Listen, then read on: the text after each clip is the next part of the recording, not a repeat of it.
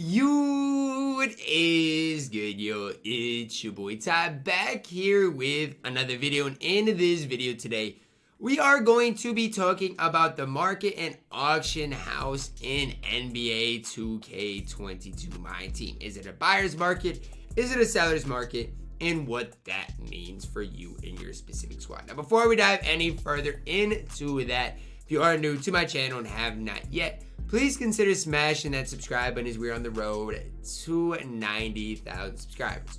So I'm going to start off this video by saying last season, to get the best squad possible, you had to have a lot of MT, okay? Because a guy like David Robinson was going for literally like 300,000 MT. And then a guy like Giannis Antetokounmpo, this Giannis was going for a ridiculous amount as well. That leads me to my point right now, okay? Let's just go over who I think is the best player at each position, okay? The point guard position, my two favorite point guards, heck, even if you want to throw three in there with Larry Hughes, you got LaMelo Ball, Penny Hardaway, Larry Hughes, okay? Just look at the price of those guys. So let's just do it for the sake of this video. LaMelo Ball right now, 100K. He's 100K. Obviously, if you want more with Hall of Famers, he's going to be a little more expensive. Right now, basically a 100K bid. Penny Hardaway, for example. Right now, look, guys, last season or even at the start of this season, because of the duo, Penny Hardaway was like 100K. Right now, for 40K, you can get yourself a badged up Penny Hardaway. It's crazy to me. So at the point guard position, if you want the best cards in the game, you're spending about 140,000 MT. Okay, you guys want to know why? It's because we're getting a lot of good free content. Head on to the shooting guard position. Kobe Bryant, Terry Dishinger, my two favorite shooting guards. The two shooting guards I'm running right now on my squad. Terry Dishinger, nothing but 80K. Last season, Terry was what, 140K? And nothing's changed, 70K. He is still the best shooting guard in the game, in my opinion. The only difference right now is we've got other guys. Now, Kobe Bryant, I don't know what he's going for right now, but there was a time where Kobe Bryant, this one has extra Hall of Famers, so don't pay any attention to that. The time where Kobe Bryant was a buy now. I mean, now you're looking at Kobe for basically 100K MT. So point guard position, you know, you're looking at 150K. Shooting guard position, 170K.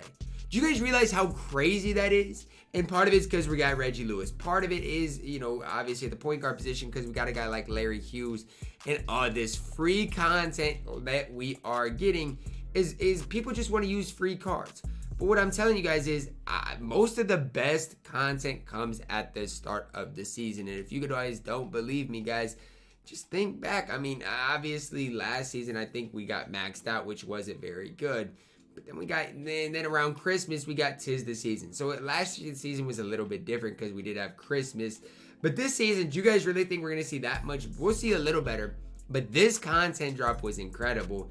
And that's why the market is so low. We got an incredible content drop. Combine that with good rewards, the market is so low right now.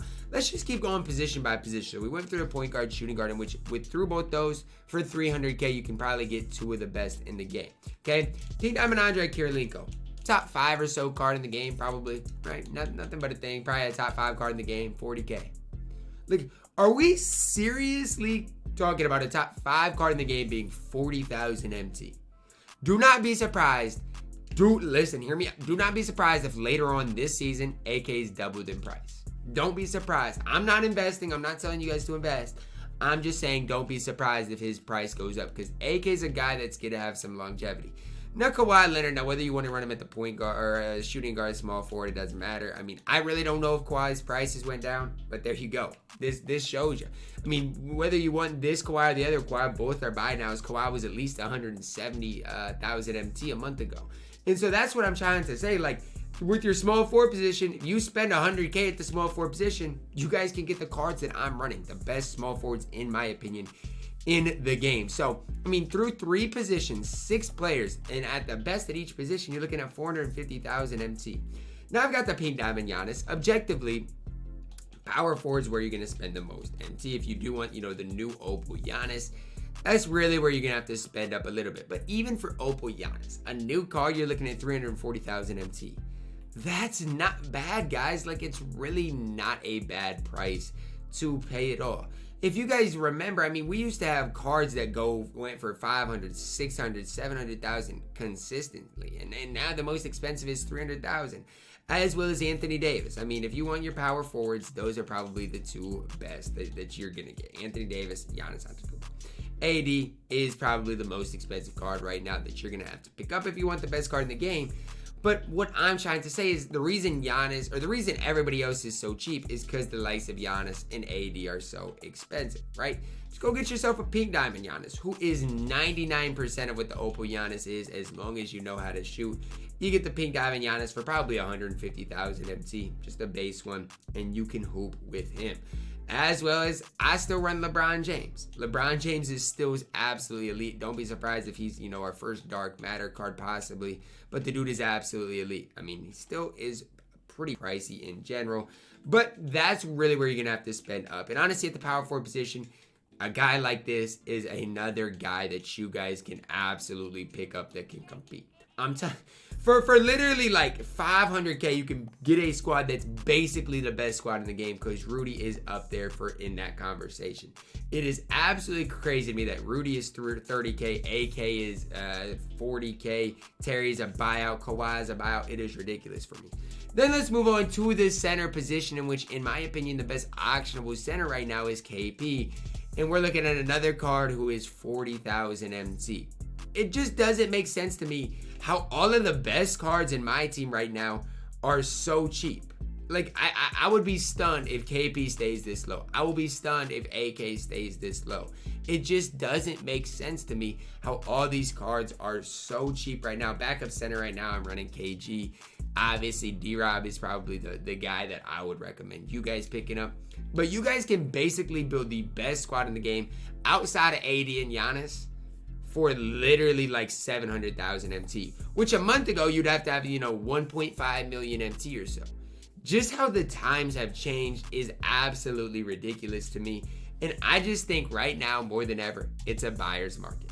If you're trying to sell a guy like AK because you don't like him, or even a guy like, Terry Dishinger, I don't think that time is right, because I don't be surprised if this Friday we don't get super good content.